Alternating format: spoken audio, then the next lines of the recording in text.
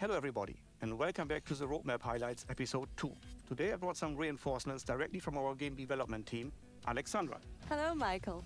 She will help me to explain better to you in more detail what we are preparing for you for the upcoming months. So in today's episode, we want to focus on a couple of upcoming features. Returning a new game modes, new features in general, which we are cooking as well for you, and then last but not least, the British medium vehicles that are finding their way into our game later this year. I hope you're equally excited about the details that Alexandra will now able to share. Enjoy the show and see you later.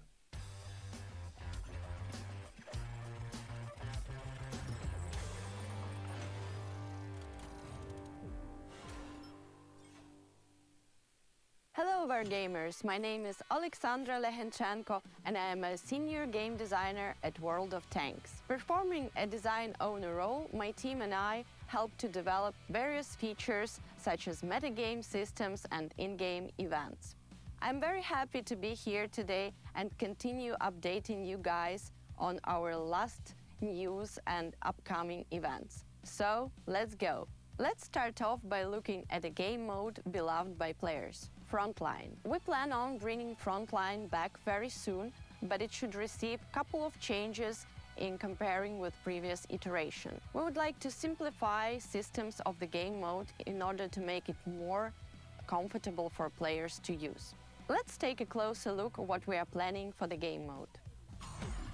Players will now be offered the option to pick between two random reserves while playing Frontline, allowing players to potentially pick the same reserve twice, increasing its effect.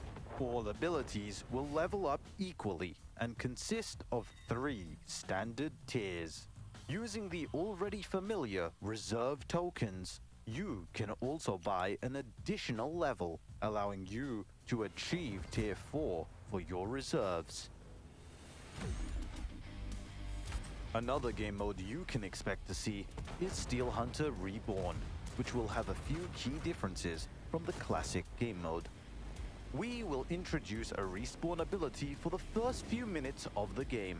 It can also be found in blue supply drops, allowing players to re-enter the match if they are destroyed during the initial stages of battle.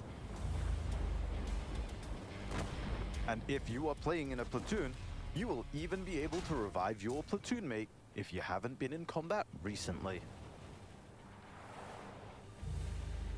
Finally, we will also be introducing AI enemies to Steel Hunter Reborn, called Marauders. Face off against these new opponents and destroy them to gain more supply drops and experience. Marauders may seem familiar to many of you, especially if you played previous game modes such as MIRNYY 13. There will be 3 different types of Marauders. The Wolf, which will stalk you from a distance and try to cause damage from range. The Bear, which will immediately start brawling with you as soon as you enter its proximity, but disengages when you distance yourself. And lastly, the Rabbit, which will try to run from you as soon as you spot them.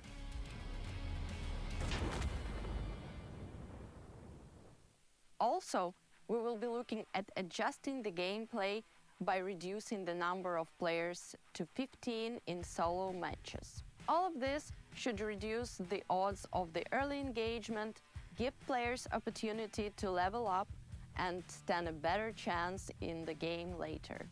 Now, let's talk about the return of the event that many of you asked about. I'm talking about MIRNYY 13 that will return later this year, concluding the story of a mystical town and anomaly that occurred there. We have been hard at work polishing MIRNYY 13 to improve this mode, which players are already familiar with. We have been adjusting the gameplay, adding more abilities and anomalies, giving you more control and options over the benefits during battle. We are also revamping the boss fights, creating a more exciting yet challenging experience for you and your team. So pay close attention to future announcements, where hopefully we can share more specific details. You can also expect UI changes to the service record page.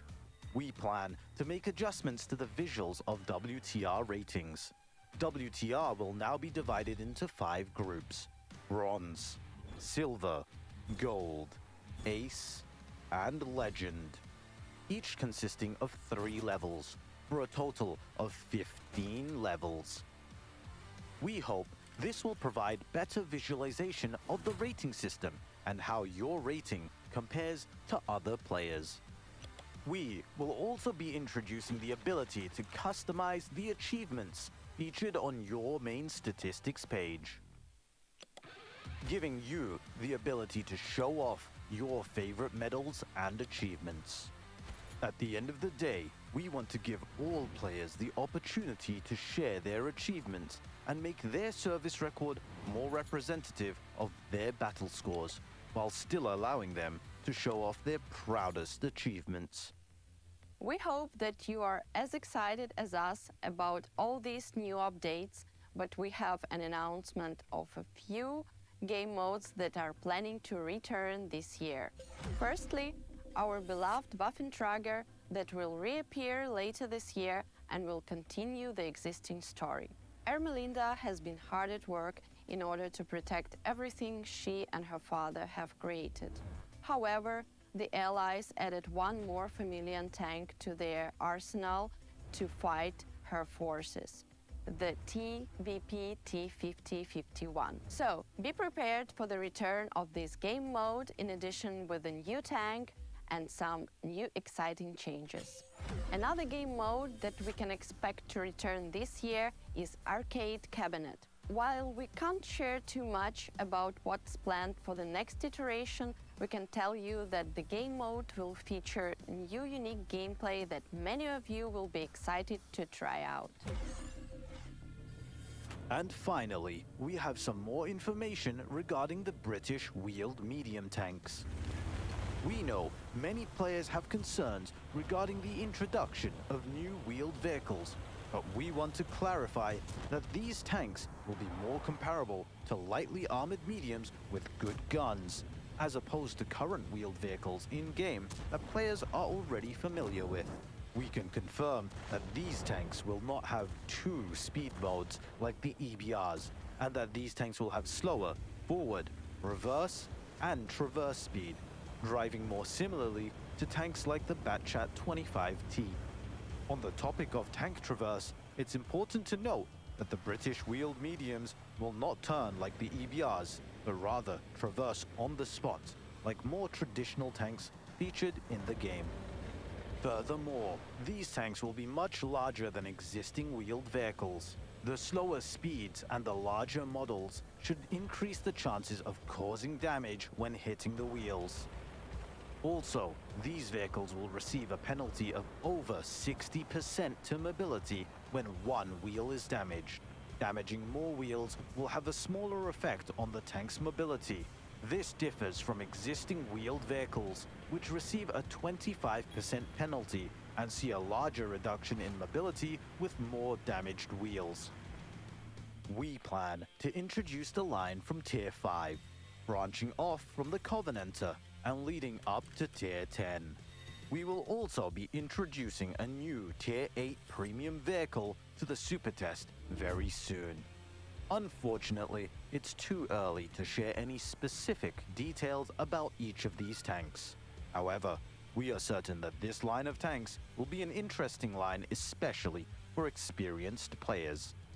We hope you found this video useful and it gives you a good glimpse on what to expect during the upcoming months.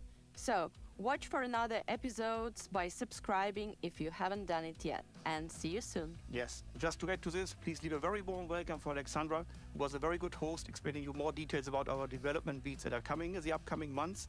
And please leave comments as well if you have questions regarding the features we discussed today or any feedback in general. See you in the next episode. Thank you, Alexandra, for being a great host. Thank you. Bye-bye, guys.